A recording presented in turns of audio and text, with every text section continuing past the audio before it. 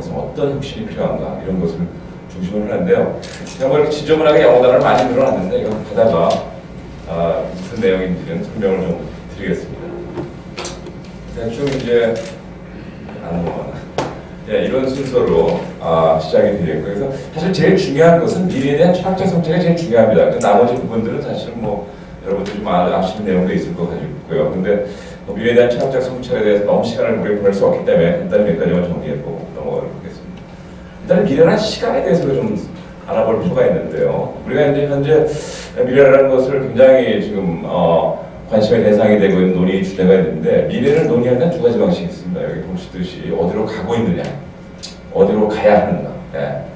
이거 사실 이제 요즘 말로 하면 잘 안 넘어가나요? 트렌드냐 비전이냐 미래는. 예. 그러니까 사실 미래라는 시간을 우리가 곰곰이 생각을 해보면 물론 이제 물리적인 시간이 아니고 사실 인간만이 갖고 있는 시간이죠. 특히 이제 미래라는 시간은 팔로잉 하는 시간이 아니라 우리가 미리 가는 시간이라는 거. 그런 것을 좀 염두에 두셔야 되고, 그 다음에 또 하나의 특징은 뭐냐면 미래라고 하는 시간은 물체나 기계나 동물에게 절대 오지 않는다. 이 시간은 인간에게 있는 시간인데 인간에게도 오지 않는 경우가 있습니다. 어떤 경우냐면 절망에 빠진 사람들한테는 미래가 없습니다. 그래서 미래라고 하는 것은 희망과 기대를 품는 인간에게만 오는 시간이다 라는 것을 우리가 염두에 둘 필요가 있겠고요. 그래서 사실 우리가 미래를 얘기할 때는 비전의 차원에서 얘기를 해야 된다라고 하는 것이고, 비전이라는 건 뭐냐면 보다 더 높은 가치를 추구해가는 그런 과정이죠. 그래서 그러한 관점에서 제가 오늘 말씀드릴 것도 트렌드를 얘기하기보다는 비전의 관점에서 말씀을 드리려고 합니다. 그래서 그런 비전의 관점에서 얘기를 하다 보면은 최근에 이제 인간의 미래와 관련해서 여러 가지 논의가 있는데, 그것을 정리를 해보면 세 가지로 정리되는 것 같아요. 첫 번째는 AI의 아바타가 되는 것. 진짜 인간에 대한 미래의 모습을 볼 수 있고, 두 번째는 AI의 아바타가 되기 싫으면 스스로 AI가 되라. 몸속에 AI를 이식해라. 그래서 죽지 않는 소위 퍼스트 휴먼이라고 그러죠. 인간 이후의 존재자가 되라. 그리고 마지막으로는 죽음을 인정하면서 권력 자신을 향해서 사는 존재가 되라. 이 세 가지라고 할 수 있는데 이 세 가지 모습이 구체적인 사건을 통해서 지금 나타나고 있습니다. 첫 번째 AI의 아바타. 이 모습을 우리가 여기서 봤죠. 이 사건이 상당히 문화적으로 중요하다고 생각하는데 왜 중요하냐면 바로 이 사람, 포인트가 안 되나? 바로 이 좌측에 있는 사람 때문에 중요합니다. 사실 저는 이 사건에서 알파고 이세돌보다는 맨 이쪽에 아무도 주목하지 않는 이 사람이 굉장히 중요하다고 저는 생각합니다. 사실 아무도 주목하지 않는 게 옳은 일이에요. 왜냐하면 이 사람은 여기서 인간으로서는 아무 존재 의미가 없습니다. 이 사람은 오직 알파고라고 하는 인공지능의 아바타로만 존재했죠. 근데 문제는 뭐냐면 구글이라는 회사가 알파고라고 하는 바둑 프로그램을 만드는 것이 아니라 알파고라는 것을 계속 발전시켜서 소위 말하는 제너럴 아티피셜 인텔리전스를 만들려고 하는 거 아닙니까? 사실 인간과 관련된 모든 것에 AI를 탑재하려고 하는 것이 구글이 추구하고 있는 미래라고 얘기를 할 수가 있습니다. 그래서 만약 그게 성공한다면 그래서 소위 제너럴 아티피셜 인텔리전스가 성공적으로 개발이 되고, 또 동시에 요즘은 AI of everything이라는 말을 듣죠. 모든 것에 AI를 집어넣겠다. 그런 말도 쓰는데 만일 그 시대가 온다면 인간의 존재론적 위치는 이것이 될 것이다. 즉 AI의 아바타가 될 것이다 라고 하는 것입니다. 근데 이게 굉장히 중요한 역설입니다. 왜냐하면 우리는 여태까지 아바타를 어떻게 생각하고 있었냐면 인간의 주인이 돼서 아바타 영화에서처럼 외계에 보내거나 아니면 사이버 세계에 보내는 걸로 생각을 했어요. 근데 그게 완전히 뒤집히는 거예요. 전복이 되고 있는 거죠. 사이버 세계에 있는 알파고가 현실 세계에 있는 인간을 아바타로 조정하고 있다. 이게 바로 인간이 혹시 갖게 될지도 모를 미래의 한 모습이라고 얘기할 수 있겠죠. 근데 이거 싫겠죠. 싫어서 제한되는 것이 바로 이 모습이죠. 인공지능을 의식해라. 그래서 우리의 능력을, 우리의 성능을 계속 증강시켜라. 어그멘트드 시켜라. 그래서 그 종국은 어떻게 되냐? 우리의 몸을 완전히 첨단 기술로 개조해버릴 수도 있다.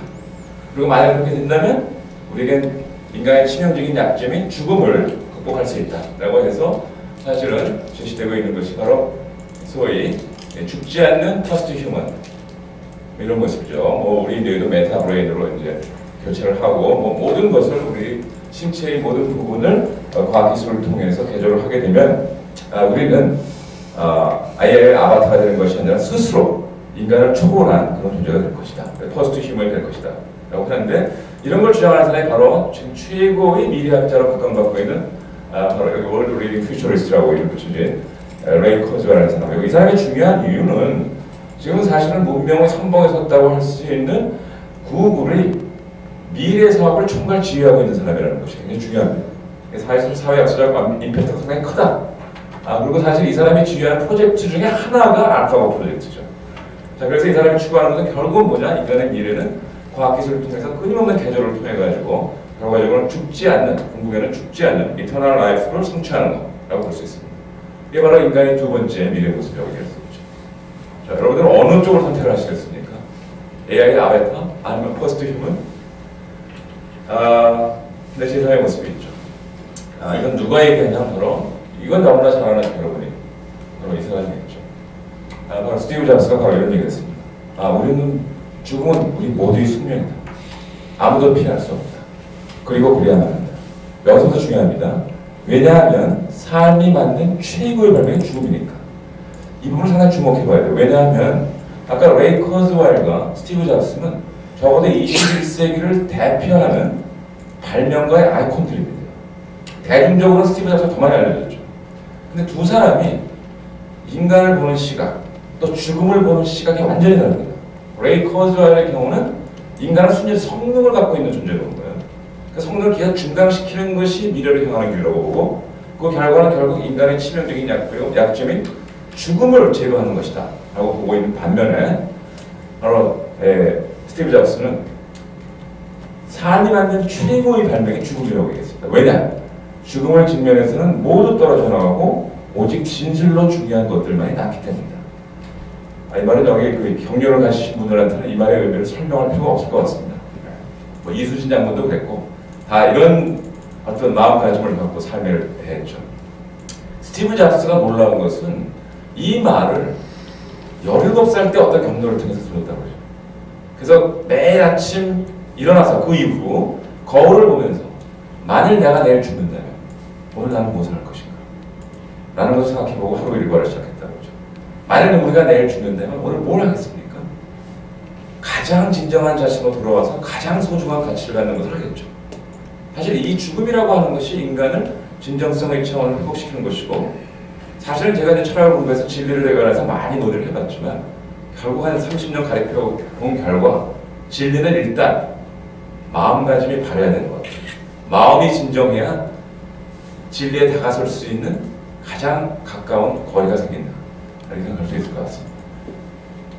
자, 그래서 이 부분을 우리가 좀 중요하게 봐야 될 거예요. 죽음을 직면해서는 모두 떨어져 나가고 오직 진실로 중요한 것들만이 남기 때문에 사실은 죽음이 삶이 만든 최고의 발명이다. 이 말은 사실은 스티브 잡스가 그 유명한 2000년 스탠포드 대학 졸업연설입니다. 근데 우리나라에서 불행하게 딱 한마디만 기억하고 있어요. Stay hungry, be foolish. 뭐 그 말도 의미 있는 얘기지만 거기에 이런 의미심장한 얘기가 있었다는 것을 주목하지 않았다는 것. 그게 우리 문화의 어떤 단면이 보이는 거 아닌가 이렇게 생각을 합니다. 자, 그리고 또 이게 왜 중요하냐면 마틴 하이데거라는 철학자가 같은 내용의 얘기를 1927년에 했습니다. 뭐라고 그러냐면 인간만이 죽을 운명이 존재된다. 다른 것은 다만 기능이 하나 없어질 뿐. 죽음을 미리 앞서서 깨달으면서 인간은 비로소 자신이 되고 본래적으로 존재한다. 이런 얘기죠. 사실 인간의 미래 모습이 지금 세 가지 정도로 정리가 될 수 있겠는데 과연 어떤 것이 인간의 미래 모습이 될지 그런 선택에 달려있다고 봅니다. 자, 그래서 현재 미래를 얘기하는 비전을 좀 정리해서 얘기한다면 두 가지로 크게 정리가 될 수 있는 것 같아요. 한쪽에는 소위 말하는 아까 잠깐 말씀드린 레이 커즈웰이라고 하는 사람들이 이끌어가는 트랜스휴머니즘이라고 하는 것이 있고요. 이게 사실 압도적인 메인스트림입니다. 이게 안 넘어가죠. 이 사람들의 기본적인 미래를 바라보는 입장은 테크노 퓨처리즘이라고 합니다. 과학기술이 미래를 결정한다라고 하는 입장이고요. 첨단 과학을 통해서 인간의 성능을 무한히 대조 증강시킬 수 있다. 그래서 궁극적으로는 죽음을 제거할 수 있다라고 하는 입장을 갖고 있습니다. 그런데 철학적으로 중요한 것은 세 번째 부분입니다. 이 사람들의 입장에서 보면 인간이 날 때부터 갖고 태어나는 몸은 사실 별로 의미가 없는 겁니다. 이거는 성능이 불량해요. 그래서 사실은 끊임없이 증강을 시켜야 되는 무엇을 통해서? 기술을 통해서. 그래서 몸이라고 하는 것이 조금 철학적인 용어를 쓴다면 존재적으로 우연한 사건이고 사실 무의미한 것이다라고 볼 수 있는, 우리의 신체는 우연적인 것이다 라고 하는 입장을 갖고요. 그 다음에 이 사람들이 결국은 갖고 있는 기본적인 태도는 속성의 공학이라고 할 수 있습니다. 즉 어마어마하게 빠른 속도로 발전하는 공학을 통해서 모든 문제를 해결할 수 있고 그것이 우리에게 유토피아적인 미래를 보장한다 라고 하는 입장입니다. 반면에 압도적인 마이너, 그야말로 이 트랜스휴머니즘에 비하면 너무나 왜소한, 그러나 이 트랜스휴머에서 뭔가 인간의 미래에 대해서 위기감을 느끼고 나타나는 것이 바로 이 네오 휴머니즘이라고 볼 수 있는 건데, 이건 굉장히 산발적인 움직임이에요. 아직 뭐 구체적인 어떤 운동이라고 볼 수 없는 그런 부분인데요. 트랜스휴머니즘은 뭐 압도적입니다. 왜냐하면 이 사람들이 과학기술 가지고 있죠, 자본 가지고 있죠, 권력도 가지고 있습니다. 압도적인데, 반면에 네오 휴머니즘은 이게 혹시 이렇게 되다가는 우리와 같은 자연인, 내추럴 휴먼 빙은 결국은 역사의 무대에서 도태되는 것이 아니냐, 역사의 무대에서 추방되는 것이 아닌가 하고 하는 이론을 가지고 있으면, 동시에 이 트랜스 휴머니스트들이 갖고 있는 미래 전망이 인문학적인 관점에서 보면 굉장히 후진적인 가치관을 가지고 있다라고 하는 겁니다. 특히 인간의 죽음에 관해서 이것을 기능의 차원에서만 보기에는 약점으로 보이는데, 스티브 잡스의 말씀처럼 사실은 죽음은 인간의 삶에서 굉장히 중정적인 역할을 한다라고 하는 것이죠. 그 다음에 중요한 것은 죽음 때문에 우리가 불안이라고 하는 정서를 갖게 되는데, 이 불안이라는 것 때문에 인간이 굉장히 감성이 예민해진대요. 그래서 뭐 앞으로 우리가 감성공학이니 뭐 그런 얘기를 하는데, 이 감성에 관해서 좀 다르게 생각을 해야 된다라고 하는 이런 입장을 갖고 있는 것이라고 할 수 있습니다. 그 다음에 세 번째로 중요한 것은 자연적 몸의 중요성이죠. 이들의 입장에 보면, 이 네오 휴머니스트들의 입장에 보면 우리가 갖고 있는 몸이라는 것은 단순한 고깃덩어리가 아니라는 거죠. 몸은 모든 지식과 지혜의 출발이면서 동시에 완성한다. 몸으로 할 수 없으면 사실 아는 것이 아니라는 겁니다. 그래서 사실 우리가, 제가 예를 드는 것이 자동차 운전이죠. 자동차 운전을 책으로 어마어마한 노력과 면밀한, 그야말로 머리를 작동시켜서 완전히 터득한다고 해도 그걸로는 운전을 할 수 없습니다. 몸이 운전을 터득해야 되고 몸이 운전을 체득해야 운전을 할 수 있습니다. 사실 이게 몸이라는 게 놀라운 겁니다. 자동차 운전을 할 때 보면 어느 순간부터는 딴 생각하면서 운전해요. 몸이 알아서 합니다. 그리고 이게 자동차라는 게 엄청나게 육중한 기계임에도 불구하고 내가 적당한 정도로 핸들을 틀면 차가 정확히 그 각도에 따라서 움직입니다. 이게 굉장히 물리학적으로 복잡한 계산이 필요함에도 불구하고 몸이 이걸 감으로 하는 거죠. 자, 그래서 몸이라고 하는 것이 그야말로 세포덩어리거나 멍텅구리가 아니라 사실은 모든 지식의 출발이면서 동시에 지식이 몸으로 숙성이 되고, 그래서 그 지혜가 되고 그것이 결국은 실천이 되는, 그래서 모든 지식의 완성이 결국은 몸으로 하는 실행이다 라고 얘기를 할 수가 있겠고요. 이거는 철학자로서 멜러봉티라고 하는 그런 철학자가 얘기를 했지만, 우리나라의 현인, 얼마 전에 돌아가신 법정 스님도 비슷한 얘기를 했죠. 이제야 제가 그 말씀을 깨달았는데 일단 몸으로 해라, 그럼 깨달음이 온다, 이런 말씀을 하셨습니다. 자, 그래서 이 사람들의 입장은 우리의 몸은 함부로 교체하거나 함부로 이렇게 그야말로 기계로 개조해버릴 수 있는 것이 아니다라고 하는 입장을 갖고 있고요. 그러면 사실은 지식과 지혜가 사실은 실종된다라고 하는 입장입니다. 그래서 기본적으로 이 사람들이 갖고 있는 입장을 속성의 공학과 대비해서 숙성의 미학이라고 얘기할 수 있는데, 이 두 가지를 대비시켜서 이해할 수 있는 가장 좋은 예가 와인입니다. 자, 숙성의 미학은 뭐냐면, 모든 존재하는 것은 그것이 갖고 있는 최고의 상태에 도달하기 위해서는 적절한 시간을 누려야 된다는 겁니다. 그래서 속성의 공학과 숙성의 미학이 이 사태를 보는 관점이 다른데요. 어떻게 다른가를 잘 이해시켜 줄 수 있는 예가 바로 와인의 예입니다. 와인을 속성의 공학의 입장에서 정의를 하면 14%의 알코올을 함유한 붉은 색깔의 액체겠죠. 자, 이렇게 만약에 와인을 정의한다면 화공학을 도입하면 맘만 먹으면 요새 같은 기술로는 1시간에 수십만 병도 만들 수 있습니다. 근데 와인은 숙성의 미학의 관점에서 보면 어떻게 정의되냐면, 마치 헬더린이라고 하는 독일의 시인이 얘기한 것처럼 신의 눈물이죠. 왜 신의 눈물이냐? 일단 하늘에서 비가 내려야 됩니다. 그리고 땅에 스며들어야 되고 그것이 안반에 고여야 됩니다. 그 물이. 그리고 그것이 포도나무를 키워야 되고 다 시간을 필요로 하는 사건들이죠. 그 다음에 그것이 포도를 연구를 해야 되고 또 농부가 그걸 따서 시간을 기다려서 발효를 시켜야 와인이 탄생합니다. 그래서 이 속성의 미학과 속성의 공학과 속성의 미학은 사물을 대하는 태도가 어떻게 다른가라는 것을 와인을 통해서 우리가 알 수가 있을 거라고 생각을 하고요. 사실 현대인의 상황은 사실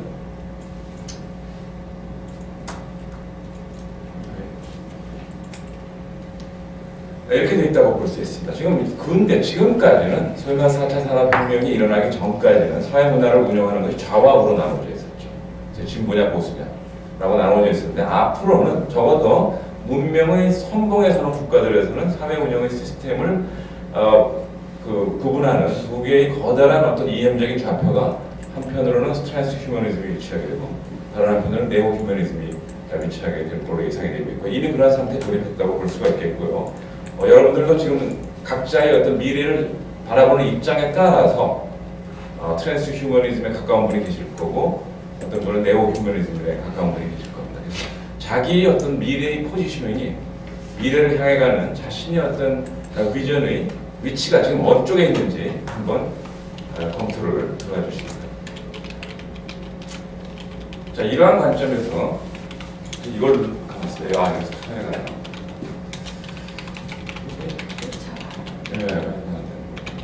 자, 이러한 관점에서 4차 산업혁명을 좀 볼 필요가 있겠는데요.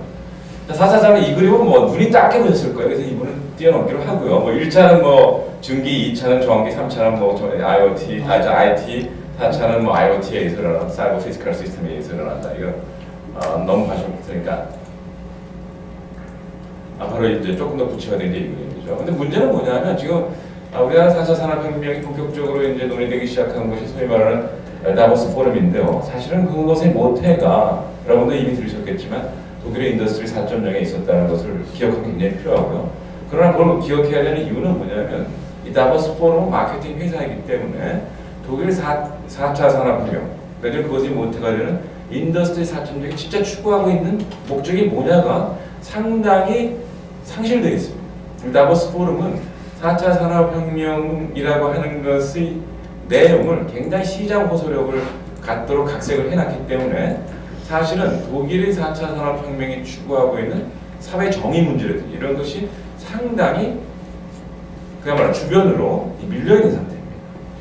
그래서 그 부분을 우리가 좀 다시 한번 주목을 해봐야 되겠고요. 그런 의미에서 지금 4차 산업혁명을 다보스 포럼이 제시하고 있는 그러한 방식으로 4차 산업혁명, 소위 말하는 혁명의 강령을 4차 다보스 포럼이 지시한 대로 따라가는 것은 사실은 굉장히 편피해 불과하다라고 얘기할 수가 있습니다. 자, 그래서 4차 산업혁명, 다보스 포럼에서 제시되고 있는 4차 산업혁명을 몇 개의 키워드로 이제 정리를 해보면, 소위 full automation, 그러니까 그야말로 완전 자동화죠. 그 다음에 hyper connectivity. 그래서 모든 이제 존재하는 것들이 서로 다 연결이 된다. 그래서 초연결 상태.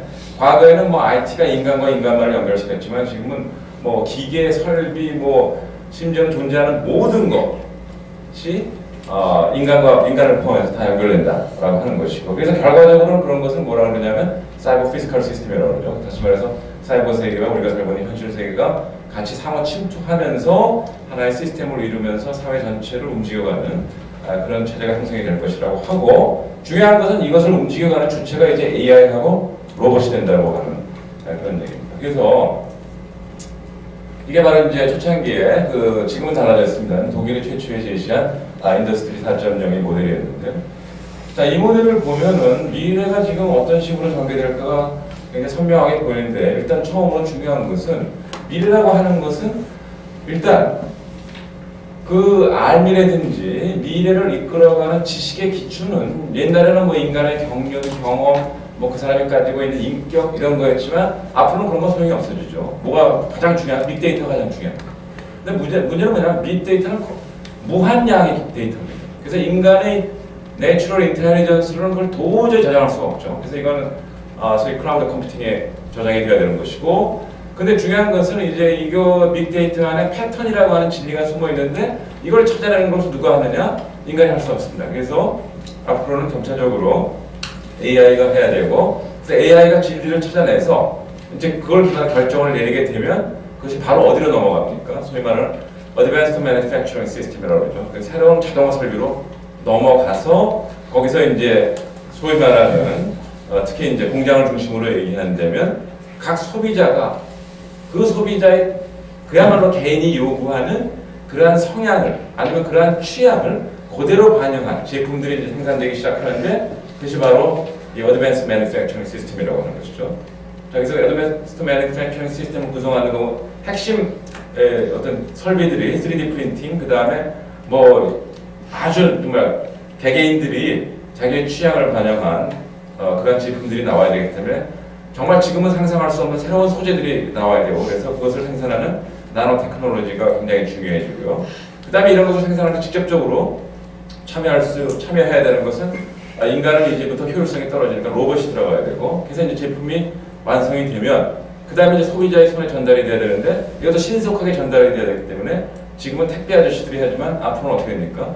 드론이나 이제 자율자동차가 하겠다 이렇게 되는 거죠. 자, 그래서 인더스트리 4.0의 초기 모델에 따르면 저보다 생산 사이드는 인간이 없습니다. 이게 완성이 된다. 오직 인간은 무엇으로만 존재하느냐? 컨슈머, 소위 말하는 소비자로만 이제 존재하게 되는 거죠. 자, 그래서 이 4차 산업이 굉장히 아이러니한데 원래 혁명이라는 것은 정치적 개념이죠. 혁명이라는 것은 참 근대 이후에 생긴 개념입니다. 프랑스 혁명 이후에 뭐냐 하면 역사를 인간이 주인이 되어서 자기가 바람직한 방향으로 이끌고 가겠다는 것이 바로 혁명이라고 하는 것이 갖고 있는 뜻입니다. 그 이전에는 혁명이 없었습니다. 공기나 반란이 있었죠. 그런데 4차 산업혁명의 특징은 아까 인더스트리 4.0에서 보시다시피 4차 산업혁명이 진행되면 진행될수록 혁명을 지휘하는 두뇌는 인간 두뇌가 아니라 인공 두뇌가 되어야 될 그런 상황입니다. 그래서 이 혁명이라는 개념이 과연 여기 옳으냐라고 하는 의문이 제기될 수 있고 또 그러면서 중요한 것이 뭐냐면 4차 산업이 완성되면 완성될수록 인간은 필요하지가 않다 라고 하는 것이죠. 자, 그래서 사실은 최근에 이제 논란의 중심으로 등장하고 있는 것이 지금 기술적 실험의 위험이 상당히 증폭되고 있는 것이 아니냐라고 하는 그런 논란이 지금 등장을 하고 있습니다. 자, 그런데 이제 이걸 둘러싸고 지금 굉장한 논쟁이 일어나고 있는데요. 저는 이 논쟁이 유감스럽게도 예언 논쟁으로 번지는 것이 참 어리석고 안타까운 일이라고 생각합니다. 4차 산업혁명이 진행되면 진행해서 일자리가 없어질 것이냐 있어질 것이냐 이 예언은 무의미합니다. 그건 누가 알 수가 없어요. 다만 4차 산업혁명이 진행되면 일자리가 없어질 리스크가 틀림없이 커진다. 이 리스크 관리 측면에서 이 문제를 논의를 해야지 예언 논쟁을 하는 건 무의미하고 소모적입니다. 우리가 지금 4차 산업혁명이 점차적으로 인간을 필요치 않는 방향으로 갈 것이냐 아니면 인간이 더 필요해질 것이냐 라는 것을 얘기를 할 때 그 논의를 보면 한 세 가지 정도로 정리를 할 수 있는데 첫 번째는 굉장히 낙관적인 입장입니다.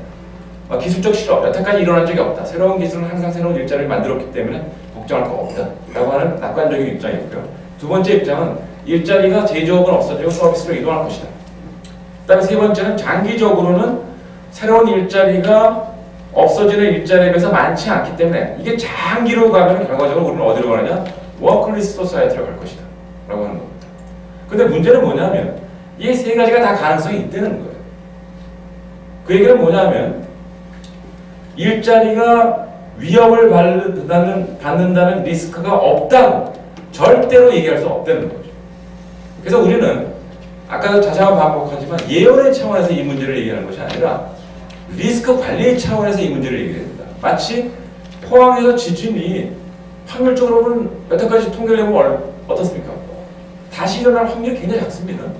그럼에도 물론 어떻게 합니까? 리스크가 있기 때문에 우리는 내진 설계를 해야 되는 거 아니에요? 마찬가지로 지금 4차 산업혁명이 진행되면서 일자리가 위협을 받는 리스크가 전혀 없다고 얘기할 수 없기 때문에 일자리에 관한 일종의 리스크 관리에 들어가야 되고 일종의 사회적 내진 설계를 해야 되는 거죠. 네. 그런데 사실은 이 낙관주의 입장은 지나치게 무책임하고 아이러니하다고 하는 징조가 지금 이미 나타나고 있습니다. 자, 1차적으로 이 사람들은 뭐 서비스 영역에 일자리가 생겨날 것이다 그러는데 서비스 영역은 지금 AI가 들어와서 저희 서비스 영역을 인간보다 훨씬 잘할 수 있도록 하기 위한 일종의 기술적 움직임들이 일어나고 있죠. 그 다음에 두 번째 전문가 영역도 지금 상당히 뭐 우리나라의 경우는 지금 의사들도 지금 왓슨이라고 하는 IBM에서 개발한 그런 그 인공지능이 들어와서 진단도 내리고 또 수술도 뭐 다빈치라고 하는 그런 수술 로봇이 하고 있고 또 심지어는 이게 지금 굉장히 우스꽝스럽지만 사실 우리가 예의주시해야 될 게 뭐냐면 잘 나가는 그 인공지능 학자가 개발하고 있는 데이비드 레비라고 하는 사람이 추진하고 있는 소위 Love and Sex with Robot이라고 하는 이 프로젝트입니다. 그리고 이것이 지금 이 후예들 젊은 인공지능 학자들이 여기 굉장한 매력을 느끼고 뭐 사만다라고 하는 인공지능 A를 개발했죠. 얼마 전에 스페인에 있는. 그래서 그 친구는 뭐 앞으로 그 사만다하고 살면서 뭐 2세도 사만다하고 생산해놔야겠다. 뭐 이런 식의 이제 얘기를 하고 있는데요. 문제는 이게 성공한다 안 한다가 아니라 지금 어떤 방식으로 지금 우리가 미래를 향하고 있느냐라는 것을 예의주시할 필요가 있다는 겁니다. 그래서 결과적으로 리스크가 없다고 얘기하는 겁니다. 새로운 일자리가 만들기 걱정할 거 없다라고 하는 것은 정말 무책임하고 아니란 태도라고 하는 것이죠. 자, 그래서 좀 더 이제 현실적인 예를 든다면 90년대 초에 디트로이트는 140만 명을 고용하고 있었습니다. 근데 똑같은 매출을 갖는 실리콘밸리는 지금 90% 일자리가 날아간 상태예요. 자, 그래서 낙관론은 굉장히 안일하다라고 하는 것을 여기서 볼 수가 있고요. 그다음에 또 하나, 이 아마존이 지금 로봇을 도입하는 추세를 보면 기하급수적으로 좀 증가하고 있습니다. 그래서 이런 추세를 볼 때 일자리 리스크가 상당히 크다라고 얘기를 할 수가 있습니다. 그래서 그러면 이제 리스크가 클 때 그럼 리스크 관리를 어떻게 해야 되느냐? 이게 바로 이제 최근에 나타난 리스크 관리 기법입니다. 왜냐하면은 지금 첨단 기술은 과거의 기술하고 다르다는 거죠. 왜 다르냐면 첨단 기술은 인간이 개발하지만 그 결과 그것이 미칠 사회 문화적 파급 효과를 도무지 인간 지성으로는 예측을 못한다는 거죠. 그래서 독일 사람들은 이 최근에 나타난 첨단 기술을 핵 물리학이라든지 아니면 나노 같은 것을 뭐라고 부르냐면 불가지 기술이라고. 그리고 그렇기 때문에 리스크 관리 원칙이 달라져야 된다라고 하는데 그것을 바로 사전 예방의 원칙이라고 하는데 사전 예방의 원칙이 과거의 리스크 관리가 어떻게 다르냐면 기존의 리스크 관리 정책은 일단 위험이 과학적으로 증명되지 않는 한 그건 안전하다고 봤어요. 위험이 과학적으로 증명이 되지 않는 한 안전하다. 지금은 거꾸로입니다. 왜 그러냐면 아까도 말씀드린 대로 지금 나타난 첨단 기술은 그 파급 효과를 도대체 인간이 예측 불가능하고 또 일단 터졌다면 도대체 이걸 회복할 수가 없어요. 자, 그래서 어떻게 되냐? 일반 시민들이 갖는 우려가 정당하다고. 그리고 오히려 기술의 개발자들이 위험이 없다는 것을 과학적으로 명백하게 증명해줘야 돼요. 이게 바로 이제 소위 첨단 기술을 대하는 새로운 리스크 관리 기법인데요. AI와 일자리 관계도 마찬가지입니다. 지금 이번에 알파고나 딥러닝 같은 것의 특징이 뭐냐면 도대체 알파고가 이 세대를 어떻게 이겼는지 모르는 거 아닙니까? 이 블랙박스라고 그러잖아요. 그리고 더더군다나 이런 것들이 이제 서로 연결이 되면 이 만일 어떤 AI가 무슨 오류를 일으켜서 이것이 서로 연결이 돼서 어마어마한 증폭을 일으키면 인간은 감당 못한다는 거죠. 자, 그래서 이것도 역시 이제 사전 예방의 원칙에 따라서 관리가 돼야 되는데, 그래서 이제 일자리를 우리가 리스크 관리 차원에서 접근을 해야 되는데, 문제는 뭐냐면, 자, 그 일이란 문제, 일자리 없어지는 거에 대해서 우리가 리스크 관리에 들어가야 된다라고 했을 때, 문제는 뭐냐면, 우리가 일이 뭔지를 모른다는 거예요. 우리는 일은 일반적으로 그러면 일은 하기 싫다라고 생각하고 있지, 일은 우리가 할 수 없는 걸로 생각을 해요. 그래서 아까 낙관주의자들의 입장에 따르면 낙관주의자들은 이렇게 얘기했다. 그래서 설령 당신들이 우려하는 것처럼 일자리가 없어져도 그건 좋은 거다. 왜? 인간이 일로부터 해방돼서 낙원으로 가는 것이기 때문에. 그런데 정말 일로부터 인간이 벗어나면 그것이 해방이고 그것이 낙원으로 가는 길인지 아니면 일로부터 추방돼서 지옥으로 가는지 따져봐야 됩니다. 따져보면 어떻게 되느냐. 아까 말씀드린 대로 인간은 몸으로 살고 있죠. 몸이 없으면 인간은 살 수 없습니다. 그리고 살 때 우리는 몸으로 뭘 하냐면 거의 일하고 삽니다. 근데 그 일은 뭐냐. 아까 말씀드린 대로 우리가 몸으로 하는 일을 통해서 뭔가 지혜가 터득이 되고 체득이 되고 체화가 돼서 결국은 그걸로 실행을 하죠. 그래서 이거 아까 말씀드린 멜로봉티라는 철학자는 이것을 소위 말하는 우리의 몸을 뭐라고 그랬냐면 육화된 영혼이다 이렇게 멋있게 표현을 했어요. 근데 요즘 인지과학자들은 그걸 조금 더 완화시켜서 체화된 인지, embodied cognition 뭐 이런 말을 쓰기로 하죠. 자, 그래서 그들의 입장에서는 이렇게 됩니다. 인간이 몸으로 하는 일은 이게 멍텅구리가 하는 일이 아니라 정말 생각의 근본 형식이라는 거죠. 사색의 근본 형식이자 세상을 우리 같은 학자처럼 추상적인 이론을 통해서 하는 것이 아니라 직접적으로 참여해서 깨닫는 길이라는 거예요. 이게 굉장히 중요한 겁니다. 네, 학자들이 어떤 면에서 굉장히 똑똑한 것 같지만 어떤 면에서 막 바보들이잖아요. 왜냐하면 세상에 직접 참여하는 줄 알았어요. 네. 그 다음에 중요한 것은 일이라는 것은 우리가 목구멍이 포도청이기 때문에 할 수 없이 한다고 생각하는데 칙센마이라고 하는 칙센미하이라고 하는 아주 유명한 심리학 이 사람이 한 만여 건의 케이스를 조사하면 그 결과는 바로 있습니다. 인간은 일할 때 행복하다는 거예요.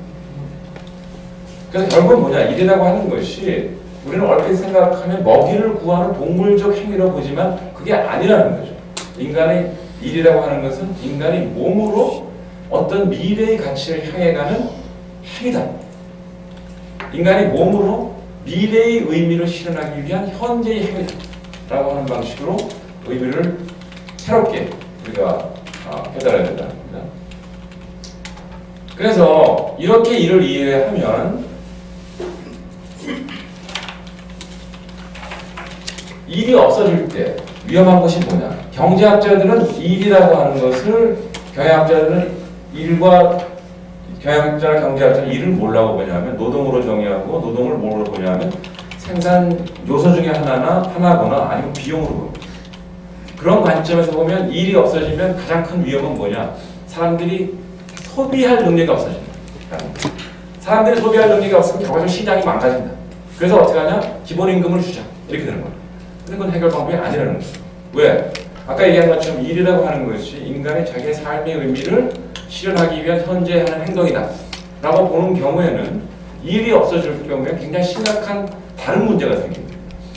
그 중에서도 저희 같은 인문학자가 다른 학문 분야에서 못 보는 문제점으로 시작하는 것이 뭐냐면 바로 중독이라는 거죠. 이 중독이라는 현상은 보면 재밌는데요. 저희 인문학자들은 중독자를 이 어떤 그 물체로서의 몸에 기능 이상이 생긴 걸 보지 않습니다. 저희는 이 환자들을 인격체로 보고 우리가 똑같은 인격체입니다. 다만 뭔가 지금 가치에 문제가 생긴 거예요. 그래서 그들하고 굉장히 인터뷰를 하다 보면 이 중독이라는 문제에 대해 굉장히 재밌는 통찰을 하게 되는데요. 첫째, 통계학적으로 보면 중독은 실업자군에서 직업이 있는 사람들에 비해서 걸릴 위험이 100% 높아집니다. 그 다음에 두 번째로 중독은 부자도 걸리고 건강한 사람도 걸립니다. 그래서 여기서 아는 것은 뭐냐면 중독이라고 하는 것은 물리적이고 생리적인 데 원인이 있는 것이 아닙니다. 두 번째는 경제적 결핍이 중독의 원인이 아니더라고요. 그럼 중독은 뭐냐? 중독자들에게 물어보면 제일 고통이 뭐냐면 시간이 안 가는 거예요. 중독은 시간적 병입니다. 왜 안 가느냐? 이게 중요한 거죠. 그리고 시간이 안 가서 그게 어떤 고통으로 하냐? 지겨움이라는 고통으로. 그러니까 중독자들이 참을 수 없는 거는 정말 뭐 육체적인 아픔이 아닙니다. 지겨운 거예요. 시간이 안 갑니다. 이 얘기는 뭐냐면 시간이 현재에 딱 얼어붙어서 미래로 흐르지 않습니다. 왜 그러냐 하면 그 예를 이해하기 위해서는 우리가 이제 이렇게 봐야 됩니다. 우리가 이제 중독자들의 모습이죠. 그럼 중독자들은 대개 이렇습니다. 술을 어마어마하게 마시거나 아편을 맞거나 이렇게 해요. 그래서 이러한 나쁜 물질이 중독을 일으킨다고 봅니다. 그래서 물리적인 거, 생리적인 물질이나 무엇을 오래 하면 중독에 걸린다 이렇게 얘기를 하죠. 그래서 뭐 우리나라에는 지금 뭐 이런 아편 중독이라는 게 없기 때문에 현재 우리나라에서 제일 어떤 사회적인 이슈로 등장하는 중독의 예를 보면 뭡니까? 컴퓨터 게임이죠. 특히 중고등학생. 중고등학생 컴퓨터 게임을 이제 중독을 보면서 대개 이렇게 얘기해요. 중고등학생은 컴퓨터 게임을 너무 오래 하기 때문에. 즉 중독의 컴퓨터 게임이라는 중독에 걸리는 이유는 컴퓨터 게임에 물리적으로 너무 오랜 시간이 투여되기 때문이다. 그런데 만일 그렇다면 컴퓨터 게임을 오래 하면 오래 할수록 중독에 걸릴 위험이 커진다면 이 사람들은 전부 중독이 됐어야 돼요. 이 사람들은 누구냐면 바로 매일 하루 왼종일 컴퓨터 게임을 하는 사람. 근데 이 사람은 중독이 안 걸려. 이 사람은 누구냐? 컴퓨터 게임은. 왜 안 걸리냐? 이 사람들은 컴퓨터 게임을 일로 하면서 자신의 어떤 미래를 향하거든요. 이 사람들은 컴퓨터 게임을 왜 하냐면 언젠가 자기가 컴퓨터 세계 챔피언십을 얻겠다는 그 미래를 향해서 하는 겁니다. 아까 말씀드린 일이라고 하는 것은 인간과 미래를 연결시켜주는 가장 결정적인 요인입니다.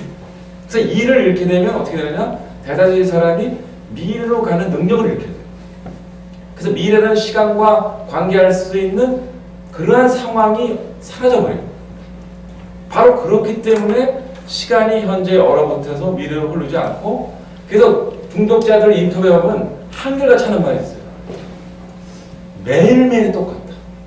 매 시간이 똑같다. 네. 그래서 이 지겨워서 나는 어떤 수단을 찾는다는 거죠. 그것이 컴퓨터 게임이 될 수도 있고, 그것이 알코올이 될 수도 있고, 그것이 소위 말하는 아펜이 될 수도 있습니다. 그래서 다시 한번 강조하건대 이 중독이라는 상황은 시간적 질병이다. 그 다음에 일과 깊은 관계가 있다라는 것을 말씀드리고, 또 하나의 구체적인 사례는 월남전에 참전했던 미군들의 얘기입니다. 미군들이 이 전쟁 상황에서 정글에 가면 아무렇잖아요. 시간이 무지무지한 거예요. 그래서 이 사람들이 어떻게 되냐? 헤로인을 하기 시작합니다. 그래서 미군의 상당수가 월남전에서 헤로인 중독에 걸립니다. 그런데 놀라운 것은 이들이 제대를 하고 직업을 찾으면 90%의 헤로인 중독자가 자연 치유됩니다. 단 10% 정도가 치유가 안 되는 그 중에 대부분은 뭐냐? 일을 못 찾은다는 거예요. 그래서 일과 시간, 일과 미래, 그 다음에 중독의 관계를 우리가 굉장히 중요하게 봐야 돼요. 그렇기 때문에 일이 없어졌을 때 우리가 기본임금을 주면 사실은 뭐 소비 능력이 대단하고 이럴 수는 있겠죠. 그리고 우리나라 같은 상황에서는 저는 기본임금 필요하다고 봅니다. 왜냐하면 우리는 기초사회보장제가 안 된다는 거잖아요. 그래서 그게 필요합니다. 그러나 그걸 통해서 일 없는 사회의 문제가 해결됐다고 생각하면 그건 큰 오산이다 라고 하는 것이죠. 자, 우리가 이미 이 중독이라는 질병이 사회적으로 만연을 하게 되면 이미 중국의 역사에서 봤듯이 어떻게 됩니까? 결국 그 사회는 망하게 됩니다. 그래서 일 없는 사회는 결국은 중독이라는 사회적 질병이 많은 데 위험이 있다는 것을 한편으로 고려할 필요가 있겠고요. 그래서 이런 의미에서 우리가 참 제가 같은 인문학자가 유감스럽게 생각하는 건 바로 이겁니다. 이상하게 오늘날에서는 인간의 일과 기계의 작동을 자꾸 누르는 것 같아요. 일은 인간만이 합니다. 워크는 인간만이 하고 기계는 펑션하는 겁니다. 그런데 경제학이나 경영에서는 다 인간의 노동을 작동하는 걸로 봐요. 기계의 작동과 인간의 일은 구분하지 않았습니다. 근데 사실은 이게 어리석은 거죠. 인간이 일하기 때문에 일을 잘하기 위해서, 그래서 기술과 도구를 필요로 했던 거죠. 인간과 일이 관계를 잘못 맺으면 일이 노역이 돼버리잖아요. 그렇게 되면 안 되기 때문에 일을 잘하기 위해서 기술과 도구를 필요했던 것인데, 그렇기 때문에 또 AI를 필요로 했던 것입니다. 근데 지금 어떻게 됐냐? 일이라고 하는 개념이 인간의 어떤 실존의 중요한 요인이라는 사실을 망각을 하고 인간의 일을 생산의 한 요소나 비용으로 보기 때문에 어떻게 보냐? 기계에 비하면 상당히 열등한 거예요. 이게. 돈도 많이 들어가고 생산성도 나쁘고 불량한 거죠. 그 작동을 잘 못하는 거죠. 그래서 작동을 잘하는 기계로 바꾸려고 하는 데는 굉장히 어리석은 일이다 라고 하는 것을 우리가 주목할 필요가 있겠고요. 그 다음에 일은 절대 혼자 못합니다. 그래서 인간이 공동체를 형성하는 데 제일 중요한 게 일이죠. 그래서 일이라는 결과적으로 내가 혼자 하는 것 같지만 사실은 공동체를 미래로 향하게 하는 이 몸으로 하는 정말 실천적인 행위다 라는 식으로 우리가 일을 이해할 필요가 있겠습니다. 자, 그런 의미에서 이런 말, 좀 자극적인 말인데요. 이 말 우리가 좀 뼈아프게 한번 각성할 필요는 있겠어요. 그 데이비드 마이스터라고 하는 인간공학자가 한 얘기인데, 마치 고백성사하는 그런 얘기인데, 기술 발전의 경우는 이윤 추구의 동기가 밀착되어 있을 뿐 인간은 안중이 없다. 사실 우리가 지금 기술 발전을 보면 지금 AI에 왜 우리가 이렇게 광분하고 있나? 사실 진짜 인간이 필요할까 생각할 필요가 있는 거죠.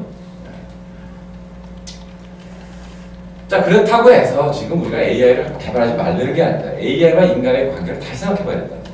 어떻게? 지금 우리가 자꾸 추구하는 것은 바로 이겁니다. 풀 오토메이션인데, 풀 오토메이션 바꿔 말하면 기술 중심적 오토메이션이라고. 근데 이거는 결과적으로 인간의 일에 대한 개념이 잘못되어 있고, 그리고 결과적으로는 인간의 일자를 위협하는 리스크가 굉장히 커지는 그런 것이기 때문에 이 오토메이션 자동화 개념을 바꿔야 되는 거죠. 뭘로? 휴먼 센터드, 인간 중심으로. 근데 그 가장 대표적인 것이 바로 어댑티브 오토메이션, 즉 적응형 자동화라는 건데요. 그 대표적인 예는 에어버스하고 이 보잉의 조종실을 대비해보면 잘 나타나는데요. 에어버스는 나중에 시간 있으면 말씀드리겠습니다. 에어버스는 완전히 자동화를 추구하고 있어요. 그래서 조종사가 몸으로 체득한 조종수를 점점 퇴화당합니다. 왜? 여기서 조종사가 아니라 컴퓨터 조작자가 되어 있기 때문에. 반면에 보잉은 옛날 조종관을 그대로 넣었어요. 우리가 자동차 운전을 해보면 알지만 조종관을 통해서 비행 상황을 우리가 판단을 하잖아요. 몸으로. 그래서 그걸 능력을 인정을 해서 이걸 놔뒀어요. 자, 그런 의미에서 최근에 우리가 좀 긍정적인 방향으로 보는 것은 바로 로봇 개념이 코봇으로 바꾸고 있다. 이게 바로 로봇 완전 자동화를 추구하는 겁니다. 인간이 추방되어 있죠. 다만 최근의 코봇은 일은 인간이 하는 것이고 일의 주권은 인간이 갖는 겁니다. 다만 로봇은 뭐냐? 인간의 일이 노역이 안 되도록, 노예의 일처럼 되지 않도록 그것을 인간과 일의 관계를 잘 중재해주고 화해시키는 역할을 합니다. 그래서 인간이 자신의 미래를 성취하는 그러한 중요한 행위로서 일을 하도록 하는 그런 것이 바로 코봇의 발전 방향으로서 이걸 좀 주목해봐야 될 것 같고요. 자, 그런 의미에서 사실은 우리가 뭐 사람 중심 4차 산업혁명을 얘기하는데 유감스럽게도 저희가 볼 때는 사람 얘기가 없어요. 진짜 휴먼 센터드로 가기 위해서는 휴머니스틱 턴이 필요하다라고 볼 수가 있고요. 그러기 위해서는 일단 일이라는 문제에 대해 제대로 생각을 해야 된다는 거죠. 일은 그냥 기술 발전에 의해서 오는 것이 아니라 일이 어떻게 정의되고 분배되고 평가되는지 거기에서 결정된다는 거. 그 다음에 몸이라고 하는 것이 얼마나 중요한지. 그 다음에 기술 발전의 목표는 그렇기 때문에 효율성이나 이런 것보다는 일을 만들어내는 방향으로 기술 개발이 된다. 그런 의미에서 중요한 것이 어댑티브 오토메이션 코봇이라는 최근의 방향성이다라고 하는 걸 말씀드리고. 또 그러기 위해서 아주 근본적으로 생각을 바꿔야 될 게 뭐냐면 바로 물체, 기계, 동물, 인간이 다 다른 방식으로 존재한다. 이걸 지금 똑같이 취급하고 있어요. 지금 로봇 같은 거하고 지금 동물하고 인간을 해보면 못합니다. 왜? 다 겉으로 자율적으로 움직이는 것 같으니까 다 같은 걸로 보려고. 근데 굉장히 철학적인 논의가 필요하지만 시간이 없으니까 그걸 생략하고 마지막 말만 제가 인용을 하면 여러분들이 인간이 얼마나 독특한 존재인지 알 수 있을 것 같은데요. 인간은 자신의 삶이 살아야 할 의미가 분명하다면 어떠한 고난도 건져낸다라는 니체의 말. 인간은 정말 살아야 될 의미가 분명하다면 굶기도 하죠. 안 먹습니다. 단식 투쟁하거나 내 살을 빼야 되겠다. 그러면 안 먹습니다. 네, 심지어. 그런데 자신이 살아야 될 의미가 불분명하다면 그럼 뭡니까? 아무리 풍요로워도 어떻게 됩니까? 삶을 포기하죠. 삶을 포기합니다. 이게 인간입니다. 그래서 인간에서 가장 중요한 것은 아직 실현되지 않는 미래 가치로서의 삶의 의미라는 것이에요. 그걸 향해서 인간이 간다. 사실 우리나라가 그런 면에서 생각해볼 문제가 있어요. 우리가 1960년대에 비해서 300배 경제 성장을 했는데 그럼 사실 인간의 생존 조건이 너무 풍요로워졌다는 거죠. 그러니까 1960년대에 비해서 자살률이 5배나 늘었어요. 이 문제를 그래서 소홀히 보면 안 돼요. 자, 그래서 여기서 우리가 인간에 대한 정의를 새롭게 해야 되겠다는 거예요. 뭐 제가 철학을 해서 인간에 관해서 많이 가르쳐봤지만 30년을 가르쳐온 결과 최근에 이게 진짜 인간이다라고 내린 결론은 바로 이겁니다. 모든 인간은 무엇과도 또 어느 누구와도 같을 수 없는 자기 자신으로 존재한다. 모든 인간은 이렇기 때문에 독보적입니다. 그렇기 때문에 인간은 모두 독창적입니다. 그래서 한나 아렌트라는 철학자는 뭐라 그랬냐면 하나의 인간이 태어났다는 것은 유일한 존재의 탄생이고 그렇기 때문에 모든 인간의 탄생은 기적이다. 이니치우라고 얘기를 하는데 하나는 ter은 예수의 탄생만이 기적이 아니다. 모든 인간의 탄생은 기적이다. 또 모든 인간은 그렇게 독보적이고 독창적이기 때문에 인간을 획일적으로 설명할 수 있는 이론이나 모델은 없다는 겁니다. 그래서 어떻게 되냐? 인간은 그러한 획일적이고 보편적인 법칙에 구속되지 않는 자유로운 존재다. 그래서 인간의 독창성, 독번성, 자유 이것이 다 같이 맞물려 있는 현상입니다. 자유로운 존재만이 창조적이고 창조적인 존재만이 자유로운. 자, 그래서 이 부분은 우리가 굉장히 중요하게 봐요. 우리는 자꾸 창조성을 천재들이 갖고 있는 특별한 능력으로 보는데 그런 건 없습니다. 천재는 없습니다. 천재가 있다면 모든 인간이 천재입니다. 그렇다고 해서 우리가 각자 다 잘났다 이걸 얘기하려는 게 아니라 이 마지막 결론이 중요하죠. 우리 모두가 천재이기 때문에 우리 모두가 모이면 우리 중 어느 누구도 우리 모두보다 스마트할 수는 없다. 그래서 창의성이랑 크리에이티비티는 뭐냐? 최근에 와서 연구방향이 바뀌었죠. Creativity is con-creativity. 크리에이티비티는 항상 함께 이루어가는 것이다. 그래서 요즘은 그룹 지니어스란 말을 쓰죠. 지니어스는 개인이 아닙니다. 그룹입니다. 자, 그래서 이제 우리가 지금 사실은 우리가 이런 생각을 바꿔야 되고 그러기 위해서 우리가 지금 서열화, 우리 사회는 전부 랭킹 시스템이에요. 경쟁, 이걸 시켜서 전부 서열을 만들고 있단 말이에요. 이거는 4차 산업혁명으로 갈 수가 없어요. 이런 규정이죠. 인간에 관한 관점 근본적으로 바뀌어야 되는 거고 그런 걸 할 때 일단 리더들의 역할이 굉장히 중요하다. 그래서 우리가 이제 구현해야 될 것이 자율성의 원칙이죠. 인간 개개인을 자기가 갖는 독창성, 독보성을 발휘할 수 있도록 그렇게 허용하는 자율성을 하고 상호회성, 함께 이런 것을 같이 나눌 수 있어야 되고 그 다음에 중요한 것이 뭐냐면 이러기 위해서 우리가 각자를 신뢰해야 됩니다. 이러한 그 사회 구성원들이 서로에 대해서 갖고 있는 신뢰를 사회과학에서는 자본이라는 말을 설명합니다. 사회적 자본, 소셜 캐피탈이 확충이 돼 있어야 사실은 컨크리에이티비티라는 것이 활성화될 수 있는 사회로 우리가 갈 수가 있는 것이죠. 소위.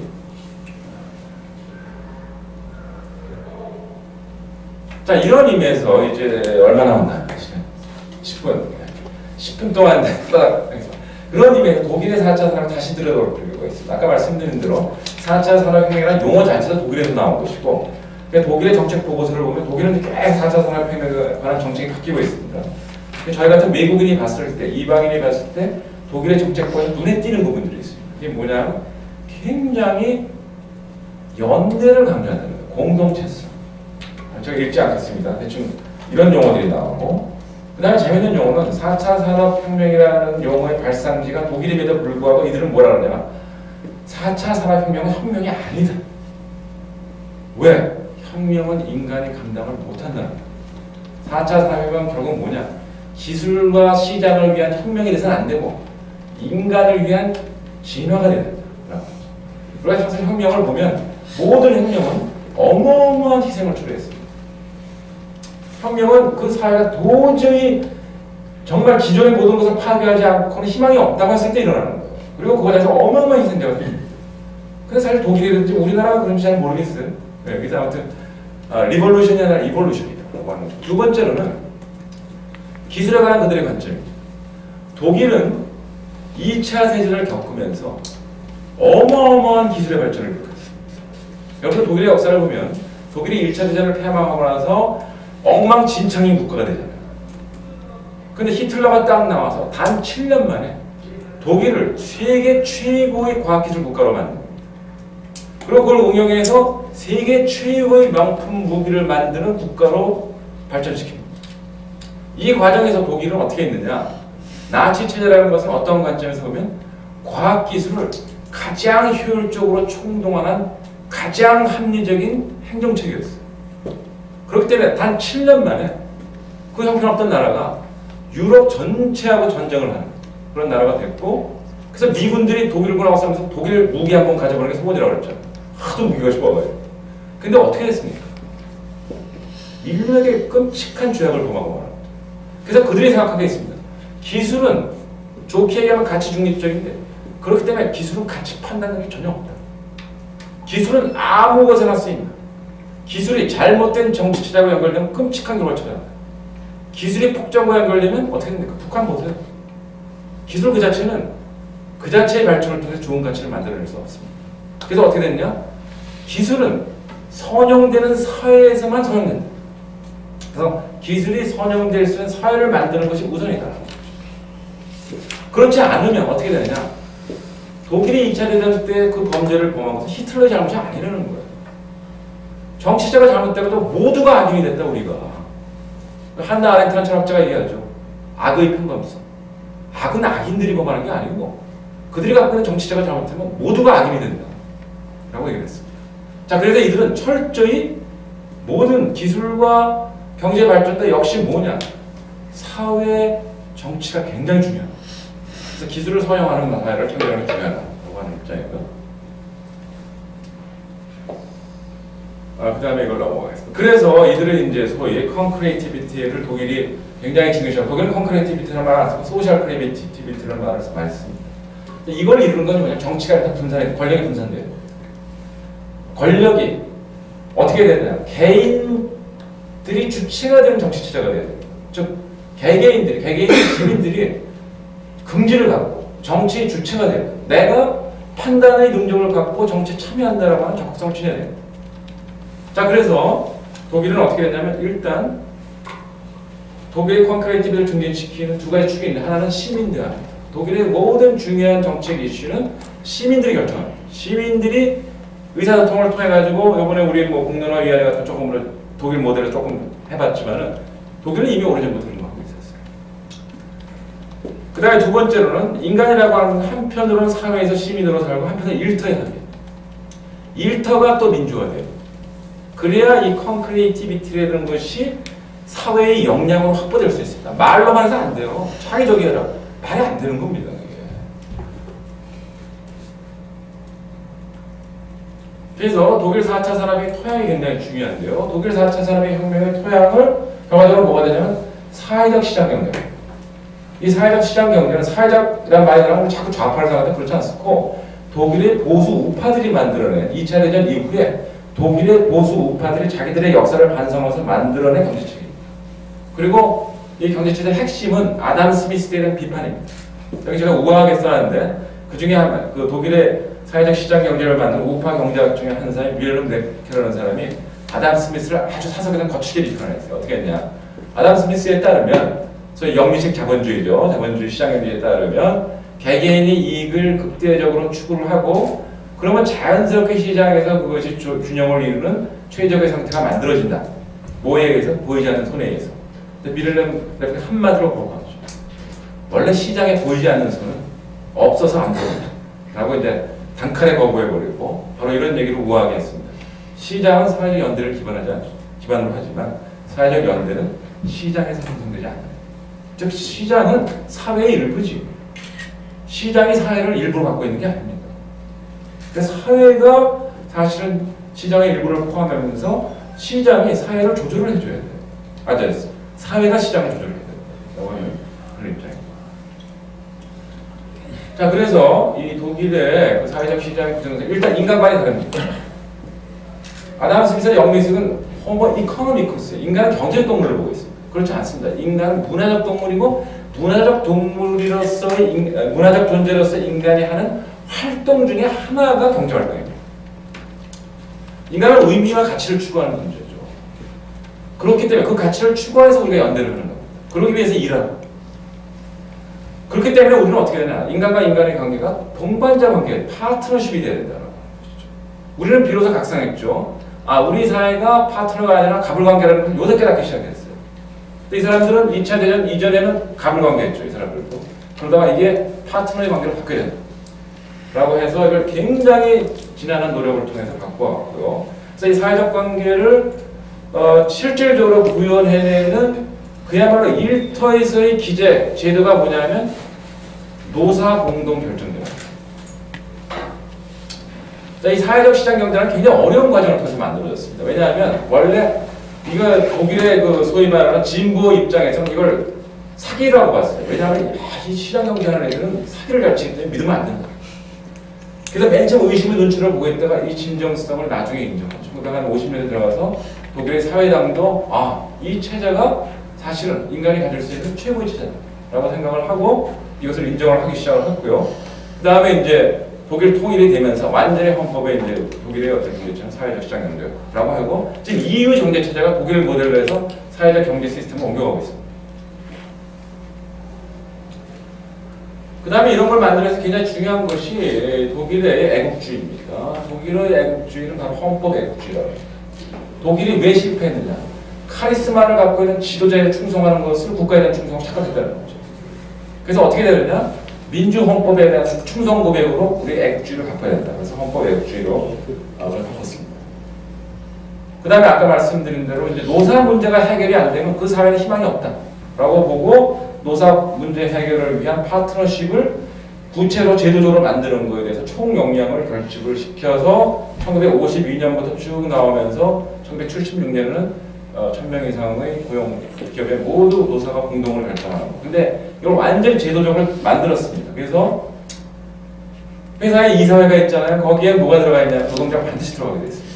그리고 또 이사회를 감시하는 감독위원회가 따로 있는데 거기에 또 노동자 대표하고 주주대표가 동수로 들어가게 돼 있습니다. 그래서 노사가 모든 것을 공동으로 책임지고 하는 이러한 제도를 가지고 있고요. 그래서 놀라운 것은 독일이 이제 4차 산업혁명을 하면서 다시 한번 물어봤어요. 우리가 지금 4차 산업혁명을 하는데 과거에 우리가 갖고 있는 제도를 어떤 방식으로 계승해야 됩니까?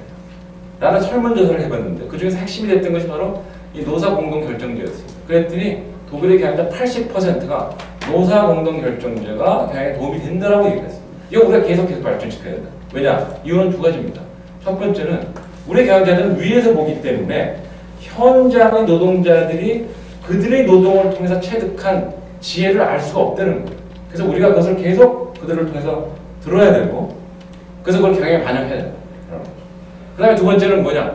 이렇게 해야 공동의 책임의식이 생겨서 노사 분규가 안 일어난다는 거예요. 보면은, 치수를 보면 독일은 거의 노사 분규가 없습니다. 캐나다는 뭐 굉장히 없죠.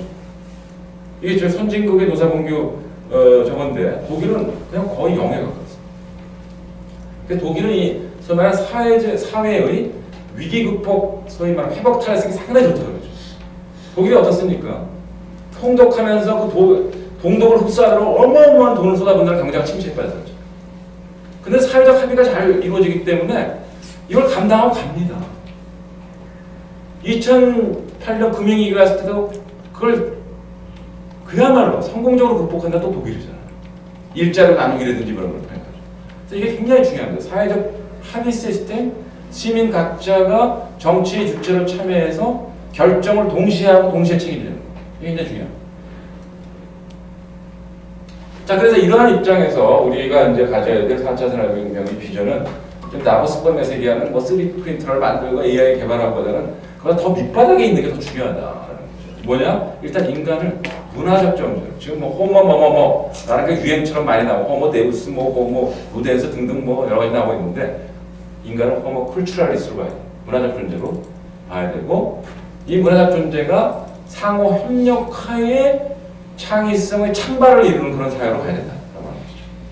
그리고 그것이 진짜 앞으로 우리가 가야 될 경제다라고 얘기를 할 수 있고, 이것을 하기 위해서는 기업이 해야 될 일, 국가가 해야 될 일을 나눠볼 수 있는데, 일단적으로 기업은 어떻게 되냐면 4차 산업혁명은 기술혁명이 아니라 인간과 사회를 위한 진화를 일단 인식을 해야 되고요. 그 다음에 자기들이 뭘 하고 있는 걸 분명히 알아야 됩니다. 과연 내가 생산하고 있는 제품이 호모 쿨츄랄리스트를 위한 거냐, 호모 이코노미쿠스를 위한 거냐. 사실은 앞으로는 호모 쿨츄랄리스트를 위한 제품을 생산해야 됩니다. 우리가 경제학의 경향에 소비자를 많이 하게 되는데 소비자가 인간이라는 사실을 자꾸 잊어버려요. 그리고 이 인간은 문화적 존재라는 걸 잃어버려요. 상품은 사실은 소비자가 아니라 문화입니다. 소비자는 상품을 소모하는 존재가 아니라 상품의 문화적 가치를 활용하는 게 인간인 소비자예요. 그렇기 때문에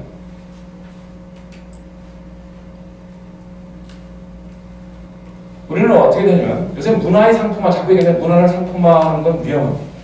어떻게 되냐, 상품을 문화화해야 됩니다. 그럼 상품의 문화와 문화의 상품은 어떤 구별이 있느냐면 바로 여기서 볼 수 있죠. 이 두 개는 문화를 상품화한 겁니다. 예를 들어서 이 어동 같은 경우는 우리 조선시대의 남성 중심 문화에 저항했던 일종의 여성 권리를 주장했던 여성 해방의 아이콘이죠. 굉장히 문화적인 존재입니다. 근데 이거를 소위 말하는 섹스 심볼로 전락시켜서 단순한 성적 호기심의 대상으로 소모시킨 게 바로 이 작품입니다. 이건 문화를 상품화시킨 아주 대표적인 결과라고 얘기했습니다. 두 번째 거, 이건 더 전 강조하다고. 이건 얼핏 보면 우산이라는 상품을 클림트라고 하는 위대한 예술품의 작품을 결합시켜서 융합시켜서 그야말로 상품을 문화하는 것 같죠. 근데 이건 더 강조합니다. 왜냐하면 원래 예술 작품이라는 건 바로 클림트의 이건데요. 이 아도르노라는 철학자가 얘기했다시피 예술품은 딱 한 번 창조됩니다. 그리고 창조될 때 거기에 스며드는 아우라가 있습니다. 그래서 우리가 예술 작품에 감동을 받는 것은 그 아우라에 들어갈 수 있을 때 감동을 받아요. 근데 제 친구에게 농담이지만 비엔나에 있는 이 그림을 보면서 예술에서 모르는 친구예요. 근데 그 친구가 이 아우라에 들어가는 경험을 했어요. 그래서 이걸 보면서 정말 참회의 눈물을 흘렸다고 그래요. 그래서 왜 그러냐라고 물어봤더니 이건 진심인데 자기가 어떻게까지 키스를 함부로 하고 살았구나 하는 거를 후회했다고 그러더라고요. 이게 뭐냐? 사실은 우리가 이 키스라는 행위는 인간의 몸이 사랑이라고 하는 문화적인 어떤 행위를 몸으로 표현하는 굉장히 숭고한 차원입니다. 이게. 그래서 사실 클림트라는 사람이 이 자신의 정신적 애인이었죠. 정신적 애인을 사랑하는 그 키스의 장면을 이렇게 숭고하게 표현한 것인데요. 이 우산에 이걸 갖다 놓는 것은 이 소위 말하는 얼핏 순간적으로 굉장히 자극적인 에로틱한 장면 아닙니까? 그래서 이걸 갖다가 그냥 상품을 소모시키기 위한, 소비자를 현혹시키기 위한 그런 장식으로 사용했다는 것. 아, 이거는 사실은 예술에 대한 일종의 배반이고 모독이다라고 얘기할 수 있고요. 그래서 이거는 상품을 문화화시킨 것이냐 문화를 상품화시킨 대표적인 예라고 볼 수 있습니다. 자, 그러면 우리가 어떻게 해야 되느냐? 디자인이라는 개념도 바꿔야 되는 거죠. 4차 산업을 제대로 하려면 디자인은 장식을 만드는 것이 원의 의미를 찾아야 됩니다. 디자인은 D 플러스 사인의 합성입니다. 즉 의미를 풀어주는 것, D, 풀어주는 것, 의미를 해석해주는 것. 이게 바로 디자인이에요. 그래서 의미를 제대로 해석해주면 상품의 의미를 제대로 해석해주면 그게 뭐가 되냐? 그게 문화재가 되는 거예요. 뭐 어떤 문화재? 박물관에 있는 문화재가 아니라 우리 일상의 문화재가 되는 거죠. 우리가 쓰는 모든 일상의 용품은 다 문화재입니다. 왜? 인간이 문화적 존재이기 때문에 뭔가를 사용하는 거죠. 동물이라면 이런 제품을 사용할 리가 없어요. 우리가. 자, 그래서 그런 의미에서 우리가 주목해야 될 두 개의 회사가 있는데 일단은 그 무인양품이라는 일본 회사입니다. 무인양품 일본 회사는 놀랍게도 물을 디자인한다 라고 하는 말도 안 되는 철학을 갖고 있어요. 그런데 이게 동양 사람들한테는 이해가 됩니다. 왜? 동양 사람들의 역사와 전통을 통해서 몸으로 체득하고 있는 전통 미학이 있어요. 그게 뭐냐? 도가의 무의정신이죠.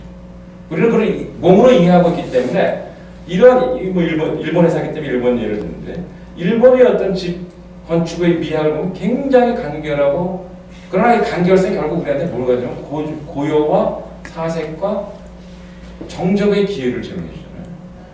사실 우리 무인양품의 디자인이 우리에게 바로 그런 기회를 제공해 주기 때문에 소비자들이 거기에 감동을 받고 그 제품을 사게 되는 겁니다. 또 하나 바로 이게 사실은 엔진인데요. 엔진은 가장 기계죠. 자, 그래서 우리는 엔진을 그야말로 순전히 기계로만 알고 있는데 할리 데이비스라는 그 모터사이클을 만드는 회사에서는 일단 모터사이클을 수송기계로 보지 않습니다. 이들은 모터사이클은 뭐냐? 인간의 본질적 주권인 자유를 실현시켜주는 문화재로. 그렇기 때문에 이들에게 있어서 모터사이클의 엔진은 내연기관이 아닙니다. 뭐냐? 정말 이 말이 참 감동적이었어요. 할리 데이비스라는 모터사이클의 엔진은 내연기관이 아니라 모터사이클의 영혼입니다. 사실은 이 말이 굉장히 중요합니다. 왜냐하면 제가 철학을 하는데 현대 철학의 어떤 철학들은 인간은 정신도 영혼은 물론 부정해요. 정신도 부정합니다. 인간은 그냥 물질 덩어리. 근데 그러다 보니까 진짜 인간이 물질이 돼버려요. 영혼이 없는 존재들이 요새 너무 많잖아요. 근데 사실은 이게 우리가 신비적인 영혼 개념이 아니더라도 영혼이라는 것은 사실 인간이 추구하는 최고의 승화된 가치 차원이라고 볼 수가 있죠.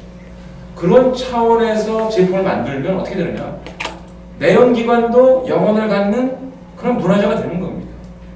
그래서 이 할리 데이비슨 엔진을 디자인하는 그 기술자들은 할리 데이비슨 엔진을 만들 때 출력보다는 뭐에 신경을 쓰죠? 사운드, 리듬. 그래서 이게 왜 그런 겁니까? 이 모터사이클을 타는 이 소위 사용자, 소비자는 지금 자유를 실현시키는 행위를 하는 거예요. 거기에 동반자가 되어야 되는 것이 이 할리 데이비슨 모터사이클입니다. 이들 간의 상호작용이 어떤 방식으로 이루어지냐 굉장히 중요한 거죠. 동반자로서의 상호작용을 이루어야 되는 거죠.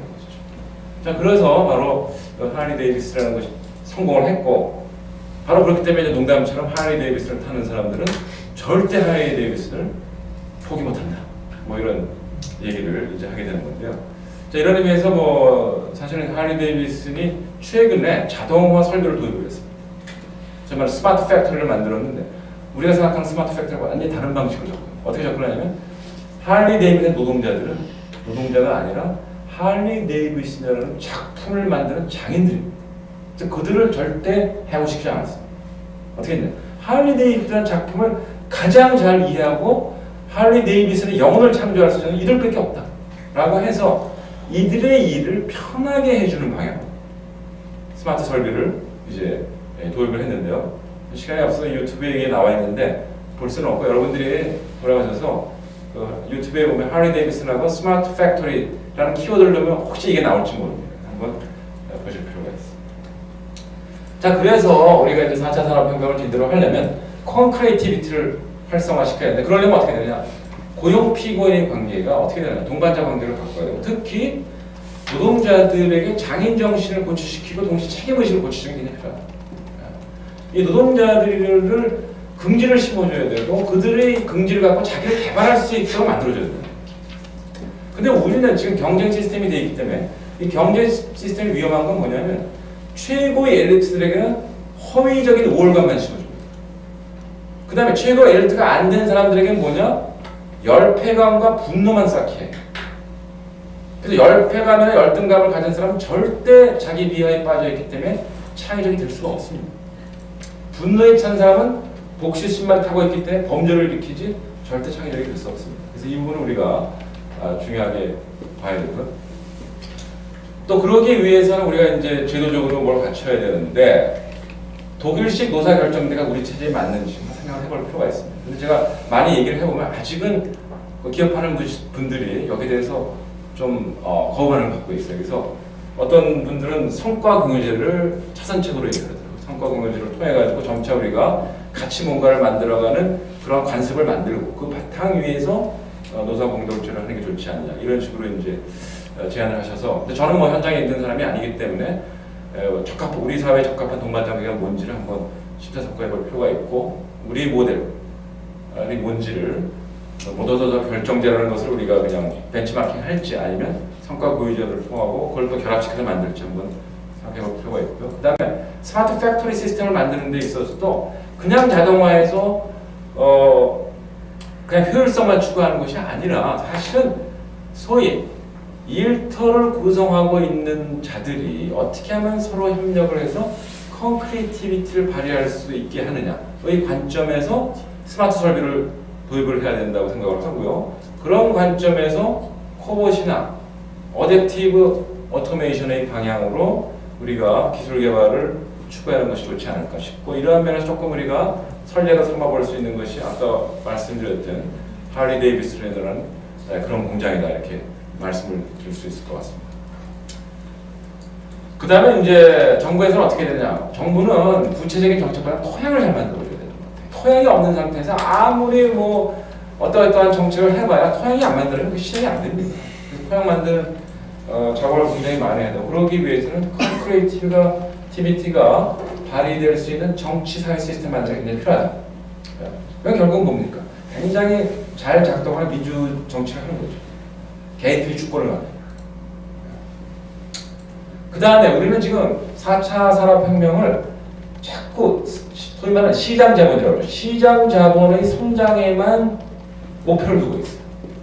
근데 시장 자본은 그 자체로 성장할 수가 없습니다.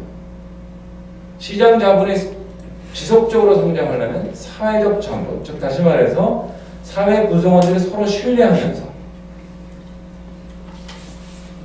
콘크리에이티비티를 발휘할 수 있는 그러한 기층이 형성이 돼 있었어요. 잠재력이 형성이 돼 있어요. 그래서 우리는 지금 시장 자본과 기술 자본은 어느 정도 축적이 되는데 사회적 자본은 굉장히 빈약해요. 그래서 1차적으로 사회적 자본을 확충을 하고 그 바탕 위에 시장 마켓 캐피탈을 그러죠.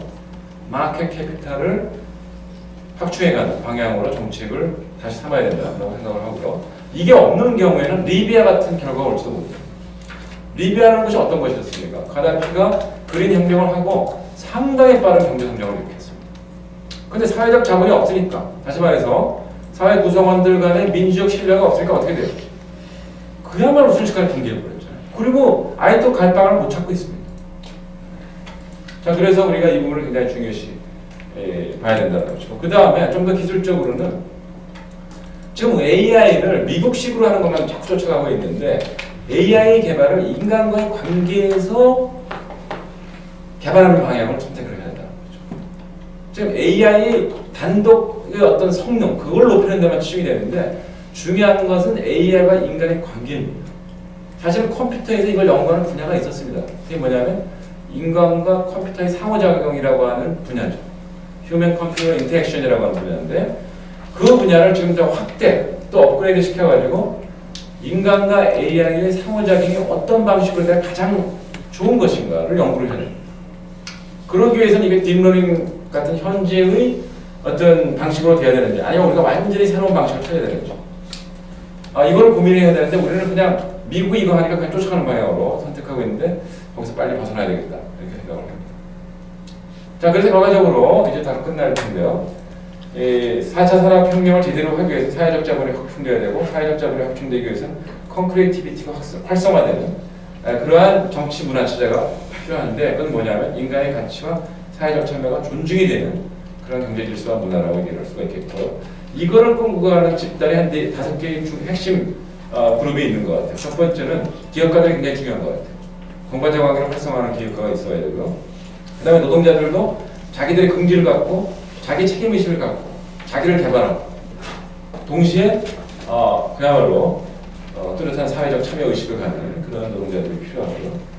그 다음에 이제 정말 시민들도 정치적 주권을 그야말로 정말 진정으로 행사하는 그런 시민 주권들이 확보가 되어야 될 것이고 정치와 관련자들은 뭐하냐 과거처럼 뭐 시민을 대의한다 이런 것이 아니라 시민들의 소통과 시민들의 활발한 정치 참여를 장려하는 촉진하는 이러한 방식으로 정치행위를 하는 사람들이 필요하다고 할 수 있겠고 마지막으로 제일 중요한 사람은 과학기술인들입니다.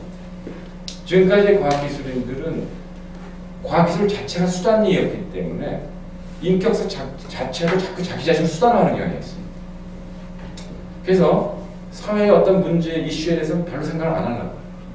근데 과학기술은 가치 중립적이고 그렇기 때문에 무가치하지만 과학기술자는 인간입니다. 그들은 문화인이고 시민. 그렇기 때문에 공동체를 어떠한 인도적 가치를 향해서 발전시켜야 될 것인가 라는 것을 고민하는 과학기술자들이 있어야 우리가 사실은 이러한 사회를 이룰 수 있다. 이렇게 말씀드릴 수 있겠고요. 자, 이걸로 제 강의를 마치도록 하겠습니다. 감사합니다.